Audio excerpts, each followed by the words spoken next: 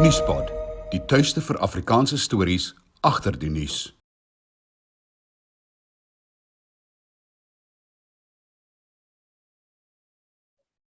Robbie Hunter is seker een van die beste fietsryers wat ons land al ooit opgelewer het. Hy is onder andere die heel eerste Suid-Afrikaner wat al een van die skofte van die wêreldbekende Tour de France ren gewen het.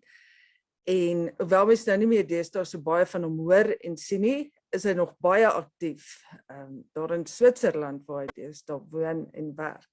Nuuspod was gelukkig genoeg om vir Robbie op te spoor en met hom te kan gesels. Hierdie episode word moontlik gemaak en geborg deur USN sportaanvullings.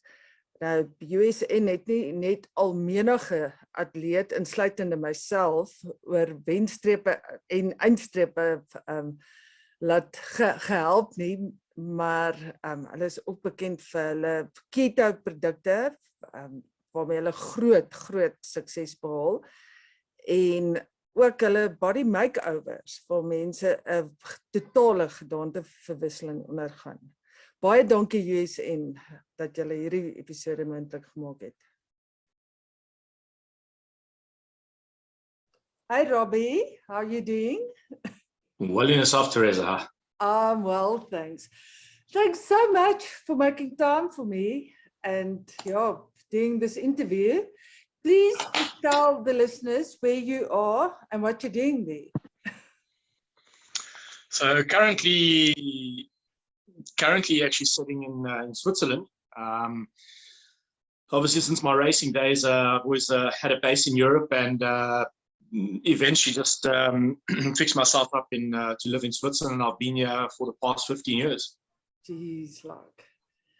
So, Robbie, you've been the first South African who competed in the Tour de France in 2001.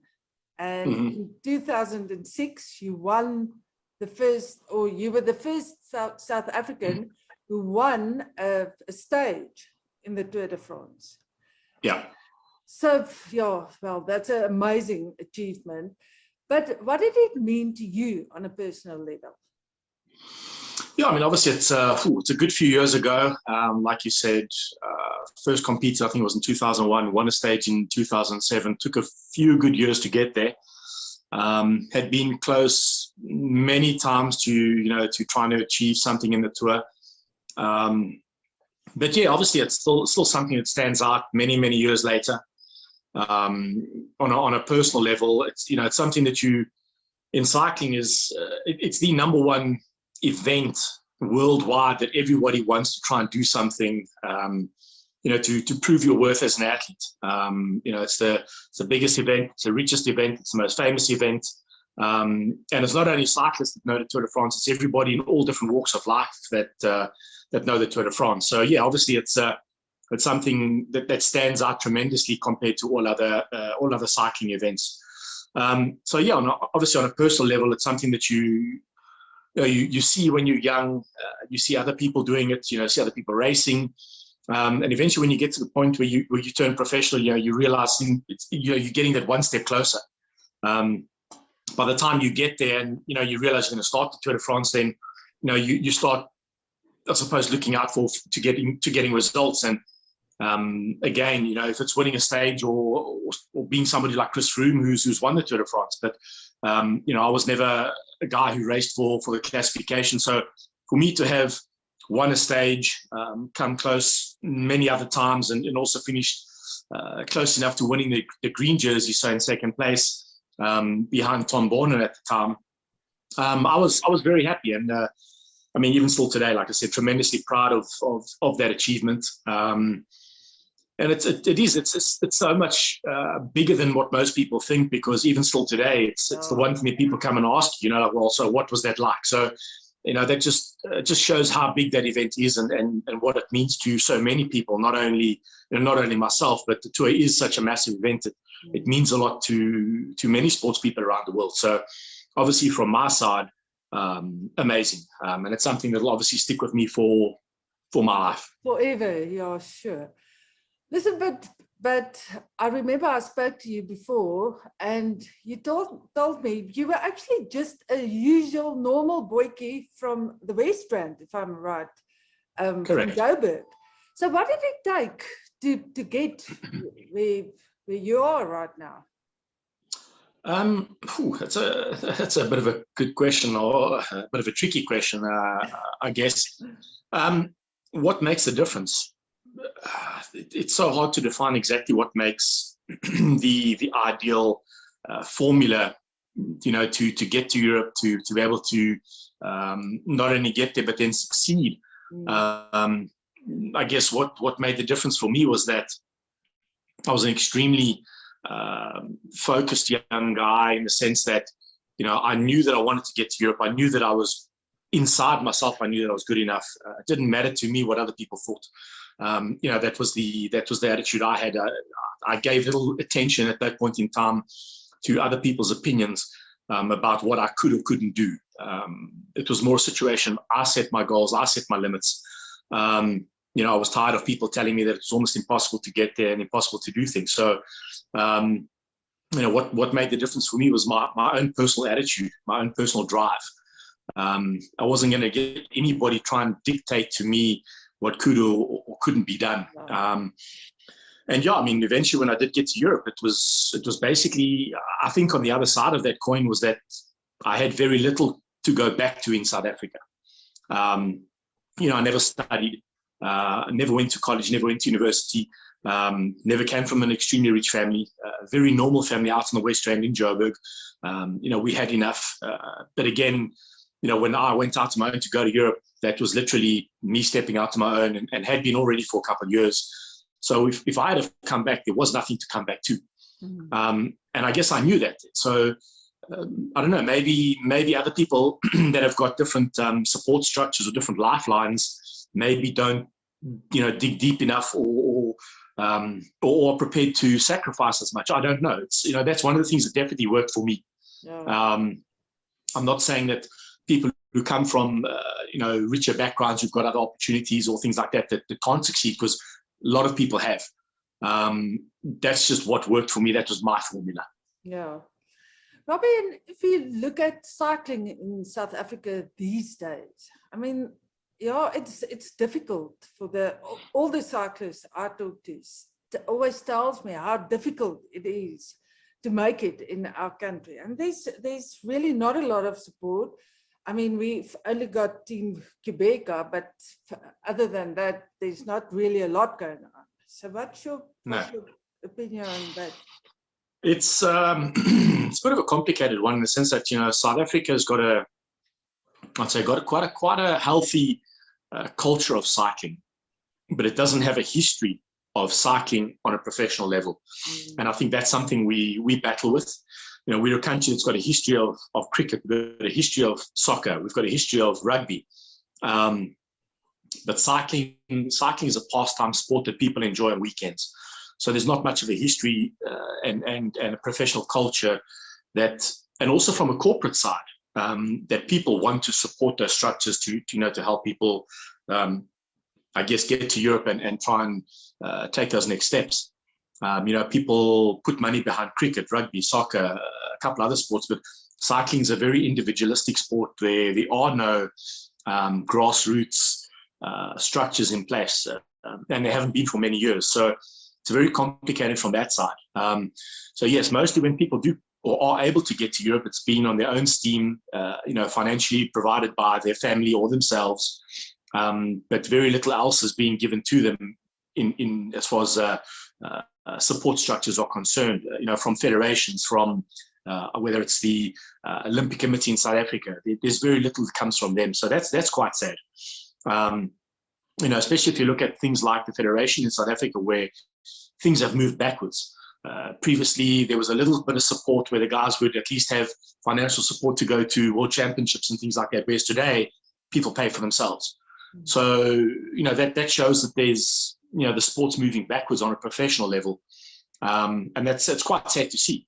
I think it's such a, it's such a great sport. So many healthy events around the country, whether it's mountain bike or road. You know, the 94.7, which has been held in Joburg, Wine to Wales mountain biking event that myself and you actually both took part in. Amazingly supported, amazingly supported events. But again, they're events that are mainly for your people that just want to partake, just to have done an event. Yeah. On the professional side, very different, and there's a massive lacking side there. Yeah, which is a pity. We spoke about Tour de France now, but if you look back at your career, what's the other highlights that's standing out? I guess, I don't know. I mean, for me, I had quite a few highlights. Obviously, during my career, I never really raced in South Africa.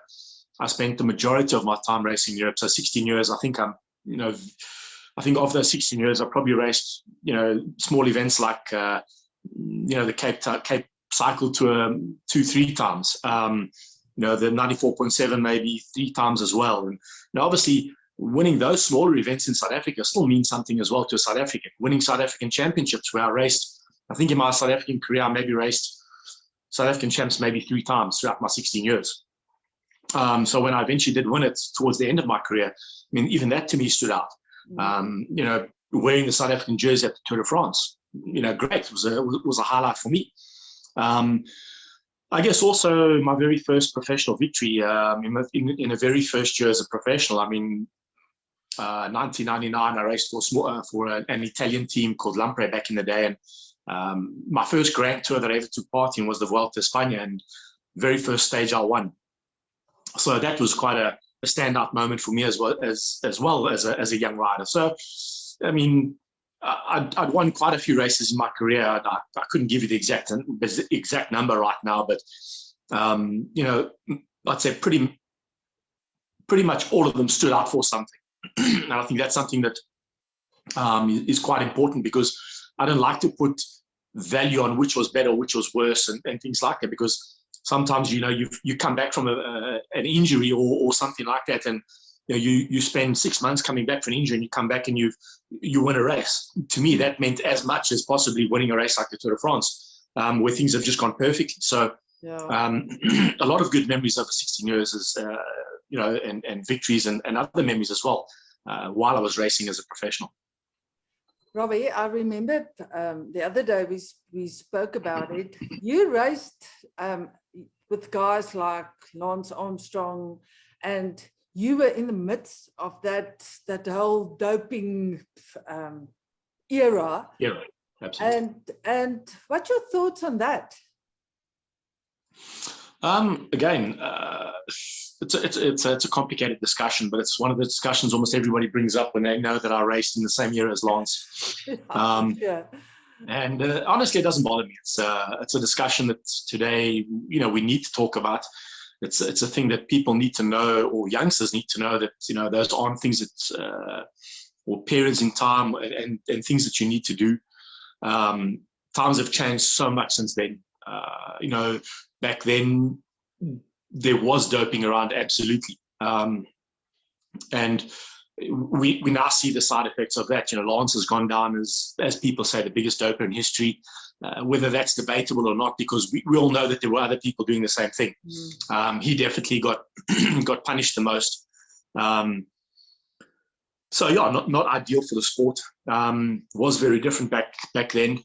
I think guys like Lance and many other people tried to work within the rules that they were given. And again, I'm not looking for excuses for Lance or anyone else at that point in time, but the rules back then were very different to today's rules as well. And they would come up with things like, we don't think you should do this, and maybe don't do that. But there was certain medication and certain products that were used back then that possibly were undetectable. So and that goes to show today that they were using them because they weren't detectable. So is that it was very much a very gray area for certain things. So I think there were teams and specific athletes who were trying to work within those lines or those gray areas. So a bit of a difficult one today to judge judge people in black and white today on the grey areas of back then, because the rules were very different. It's possibly a better way to say it. We're judging people today on today's rules on things that were back then and when those rules didn't exist. So it's a bit of a hard one. But again, we all know that it wasn't ideal. I think if Lance and everyone else could turn back the clock, they'd probably all turn around and go, they shouldn't have done those things. Yeah, of course. I personally can tell you, I'd seen certain things going on and heard certain things going on. And I guess that, it comes down to the question, people obviously ask, no, Rob, you must have been involved. No, I wasn't. And I can honestly say that with pride, simply because I was presented a few times with certain things, and certain things happened in my career that showed me I didn't need to. And also, like I mentioned before, I had nothing to go back to in South Africa. And for that it was a very big thing for me, in the sense that if I had been ever caught for doping, it would have put the end to my career. I would have been a massive black sheep, very possibly what Lance is in international cycling. Yeah. I would have been in South African cycling. And that was something that I couldn't do to myself. Yeah. So I can easily today turn around and go, I'm quite proud of my career. I'm happy that I've done it the way I did it. Could I have won more races with doping? Very possibly. Will there be people that will tell me today, oh, Rob, we don't believe you? Quite frankly, I don't give a damn. Yeah. I'm happy. I'm very proud of my career. I'm proud of the way I did it. I'm proud that I never went down that road of doing stupid things. Yeah. I had my reasons, but I also proved that I could be with the best in the world on my own power, and I didn't need to try and prove myself to do other stupid things. That could have also come down to, I guess, my own character, the person that I am. But again, I mean, when I see certain people saying they had to do it, they had no choice. I'm quite critical of those certain things. I'm sure. But yeah, I mean, like I said, I turn around, I can only talk for myself, and I know what I did and didn't do. I'm happy about my career, happy what I went through. Wow. Saw many things, but well done for that. Listen, but thanks. What are you doing these days? Are you? So yeah, like I said earlier, sitting in Switzerland, been living here for a good couple of years. I now run a sports management company, actually, that when I stopped my cycling career, I knew so many people within many different sports, and whether it was swimming or motorsport or things like that. And one of the things that stood out during my career at the same time that I was talking to some of the other guys was that, being looked after in the right way, so management of the athletes. And I never had a manager that looked after me in the right way. I did eventually have somebody who knew nothing about what they needed to do. So it was more of a waste of time than anything. And I basically just took those experiences and wanted to try and help athletes with, getting into professional sport also, or athletics, or amateur sports, or whatever the case may be, but manage them as athletes better. So that's basically what I started doing. So I opened up our company, ProTouch Global. Obviously, a lot of our core business is professional cyclists, but we definitely work a lot with other athletes in motorsport, guys like Ross Branch, who does, the Dakar and motorbikes and rally races. Guys like Wade Young, who does hard enduro racing. Okay. So we've dabbled in a lot of different sports. We're in motorsport and other things, and the agency is growing. But yeah, that's what the core part of our business is. That we also have an event side of the business. We own part of Tour of Switzerland, so we do events as well. Another big part of the business. But in essence, that's what we do. Sports management company, events, athletes, management thereof. Wow. So you stay in Switzerland. I'm not sure exactly what town, but tell us a bit more about life in Switzerland. Very different to South African lifestyle, that's for sure. Different place. Hello, kidding. Yeah. That's something we've not seen, or I've not seen here. So quite happy about that. Yeah. So I live in Switzerland, as I said. I live in very central Switzerland, so in the German-speaking part, not far from Zurich, actually on the lake of Zug. It's Z-U-G. And yeah, obviously, I've learned numerous languages over the years, German being one of them now that I live here. and it's a good place to live. I mean, I've lived in Italy, I've lived a bit in France, I've lived in Belgium, I've lived in Monaco. Of all the places in Europe, Switzerland's definitely become home. It's a great place. I enjoy it. Things work. And yeah, it's definitely very different. We've got a full 4 seasons, which is probably on the one side. It does get a bit cold in winter. We've got an amazing summer. Of course, not like South Africa where you've got 9 months of summer. Here it's 4 months. So a lot shorter, but still it's an amazing place to be in summer. But even in winter, it's amazing because you can go skiing. You can go hiking the mountains up in the sunshine. So full 4 seasons, as long as you take advantage of the full 4 seasons, great place to be. Yeah, but you're also a family man these days, eh? Yes, I am. I am actually. I've got a family. I've got 3 kids as well. 2 daughters, 11, 13 is my oldest, and a young son who's 6. Oh, what kind of dad are you? That's a good question. You want to ask them? I like to. I try and be a good dad, but I'm definitely not present enough at times. Unfortunately, the job takes me away from home. Sometimes. Like that. Don't worry. Yeah, so I do travel quite a bit, still will work, and but when I am home, I really do try and just like to spend time with the kids and enjoy them obviously as much as possible. So Robbie, like you said just now, we saw each other at Wines to Wales, the mountain bike event. Well, this year I think it was Wales to Wines, but yes. Yeah. This time around, Exactly. I always get confused. Anyway, No, you're right. You were riding with Albie in a team. Correct. And mountain biking. It's the first time I think a lot of people saw you on a mountain bike. But yeah, tell us about the event. Why did you come? And my next question, why didn't you win? I actually put some money on you. I could easily stand on the scale and give you the very reason why I didn't win. No, obviously, yeah. I mean, Albie has become a very good friend of mine over years. Most people in South Africa know Albie for obviously USN, the founder of USN, and a product that I think almost every household in South Africa has used at one point in time. Great friend of mine. He asked me to come out and ride with him. I think he thought I was going to be the fitter one of the two, but I did warn him and said it's not going to be the case. So no, I obviously, like I said before, living in Switzerland, I spend so much time here. When I do get the opportunities to come out to South Africa and do these great events like Wine to Wales, and even Cape Epic at times, it's really good to get out there, spend some time in and around the country, whether it's in Cape Town or Joburg. Obviously, this time it was Cape Town, and being a part of great events like Wine to Wales, they're amazing 3-4 day events, and you get to ride whatever. We were doing 4 hours a day, and the rest of the day you're sitting down and you're catching up with people who are that you just haven't seen for so long. So it's an amazingly social event. It's always good when you get a bit fitter than I was, but nonetheless, the social side of it is absolutely amazing, and I love getting out there and doing those kinds of events. And if I can do those kinds of things every year, I definitely come out and do them.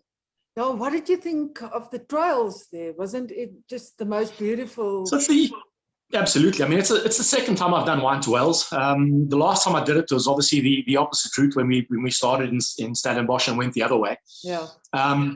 Both ways amazing. The trails are amazing. I mean, the amount of time and effort that's gone into cutting those trails over the years, we can only say thanks to the people that have done them, because it's brought so much opportunity to cyclists in the country and mountain bikers in the country. We've got this amazing scenery, amazing land throughout those farmlands and things like that. And having had the opportunity and having actually those people let us use their lands and things like that, absolutely fantastic. And those events are what brings so many people to cycling and mountain biking. So they're an absolute core of what mountain biking and cycling in South Africa is today. So we can only hope that they continue to be supported by the likes of FNB and other people who really see value in them. But yeah, they're amazing events. And like I said, I hope I can actually get out and do more of them, to be honest. Yeah, I was telling people, you look around and you just see this fields of colorful flowers. It was really so pretty. And No, it's an amazing place to race. I mean, there's times when you're riding along and, you're just in the middle of nowhere, riding past these little dams, and it's amazing. It's such a great event. yeah. Listen, we actually met each other at Change Your Life, the charity, and one of their events, I think it was Sardinia. But how did you get involved with Change Your Life? I guess I got involved with Change Your Life also a good few years ago. I wasn't there from the start. I wish I was.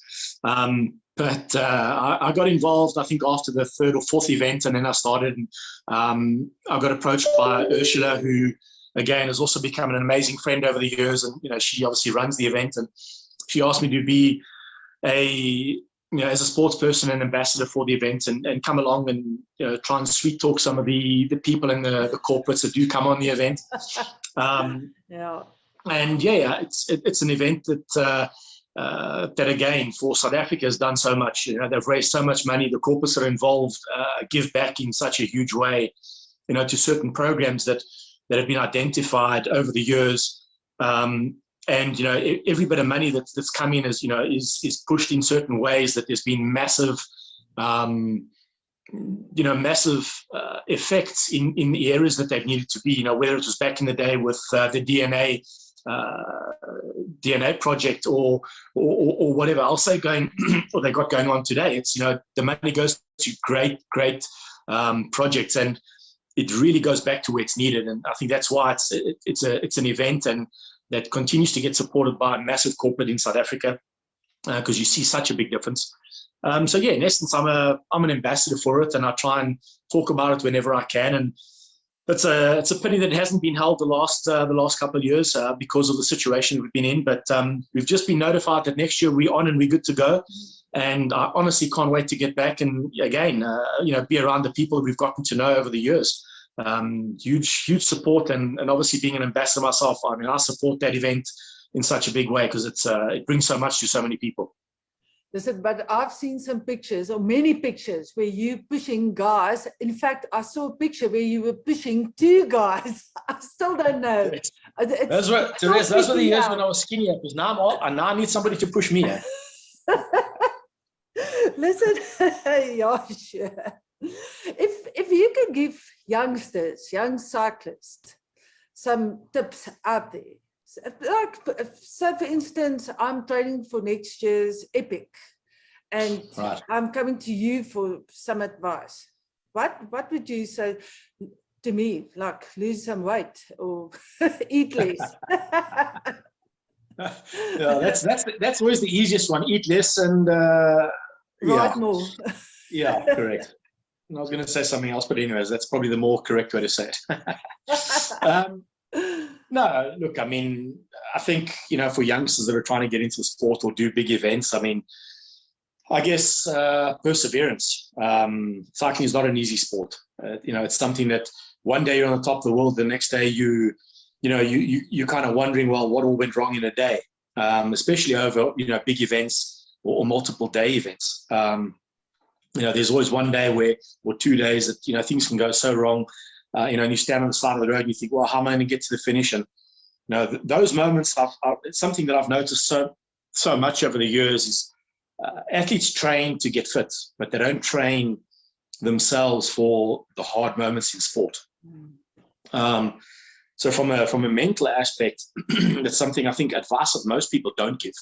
And it's something that I've noticed it's becoming more and more important. I mean, you look at the likes of Michael Phelps and many other players and athletes over the years that, get towards the end of their careers, and all of a sudden they go, well, geez, I'm going into depression, I'm going into this. And, it's a combination of many things over the time. So I think the mental aspect of events is really, really critical. And, usually what happens in big events is, you get up in those bad times and your blood sugar level drops, and you just kind of, you never know how to react in those situations. And so I like to tell the guys, if you ever get in a situation in a multiple day event or even on a one-day event and you find your blood sugar levels dropped, get off the bike, sit on the side of the road, take 5 minutes yourself, eat, drink, calm down, start thinking straight, and then start thinking about how you're going to get to the finish. No, really good advice.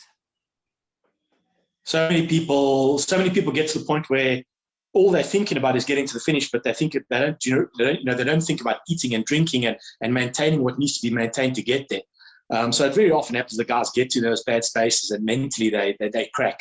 And that's when people start doing stupid things and stuff. So the mental side's really hard. More people need to understand how they need to react in those bad situations.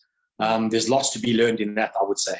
Yeah. That's something that I think more and more people can do that, especially youngsters. Then they're able to start understanding what it's like in those difficult times, and it actually helps them move forward to actually try and achieve their success thereafter. No. So Robbie, I know you actually still at heart a real South African. And I try be. yeah. I have to drink a brandy, a brandas and Coke once in a while. So Ja, en I spoke Afrikaans to you, Afrikaans to Wales. Ek weet jou Afrikaans is baie goed. Jy kan dit nie wegsteek nie. Ek kan Afrikaans praat. Oh, come on. Ja, ek mag grappies. Ja, ek kan nog steeds Afrikaans praat en ek is nog steeds 'n Suid-Afrikaanse mens en ja, dis nog steeds in my bloed. So dit sal nooit weggaan nie. Yeah, thank goodness for that. But just for fun sake, I want to know what if you can name a few things that make South Africa better than Switzerland. What would that be? Of course, braaivleis in rugby in boerewoord. Yeah, these people like to do this thing that they call a barbecue, and it just doesn't work. Ons braai. En nou braai is net lekker. But, and like you say, with the brothers and Coke, it's you can't absolutely. concentrate. No, it is different. I mean, I think just the way we do it, and even the social side of the way we do braais and stuff like that is very different. I mean, barbecues here are a little bit more of a relaxed setting compared to the way we do it in South Africa.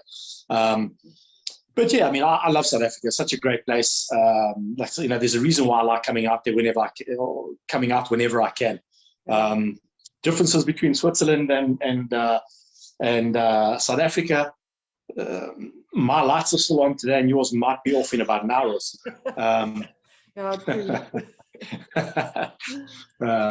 No, look, they're two very different places, but I think there's one of the things that I must say that I really enjoy about Switzerland, which we don't do in South Africa anymore, which used to happen many, many years ago, is going to swim in lakes and dams and things like that. Switzerland in the summers, not everybody's got swimming pools like we do in South Africa. So when you want to go and swim, in summer we head down to the lake and everyone swims in the lake. So that's really cool.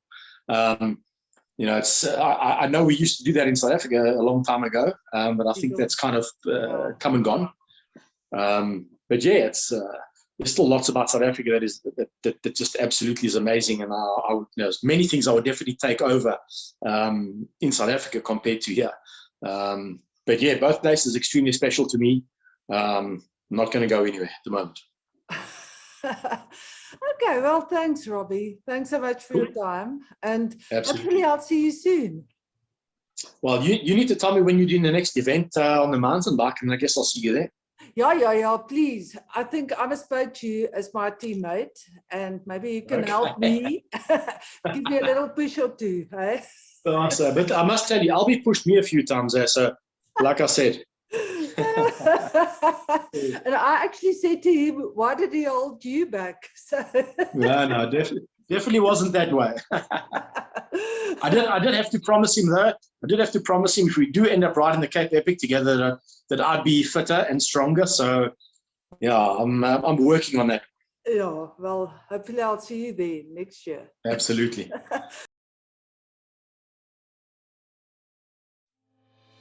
Nuuspod, onbevange, onbegrens, onbevooroordeeld.